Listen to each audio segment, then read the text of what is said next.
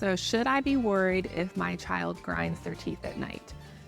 Possibly. So there are children that grind their teeth at night. Sometimes they grind their teeth a little bit, and then over time they sort of grow out of it and it's fine. Other times there can be some underlying issues that could be associated with grinding. One of that can be stress related.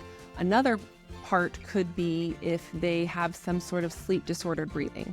So we do, at that initial consult, we like to gather all that information, and part of that is we can do a screening tool called a pediatric sleep questionnaire.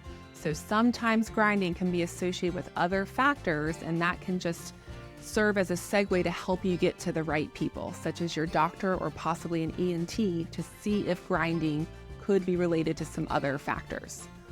If a child is grinding, just like if an adult is grinding, we want to protect the teeth.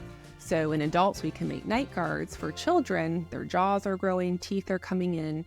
Depending on the bite, we can make different types of bite plates that can help get a better bite and protect the teeth at nighttime.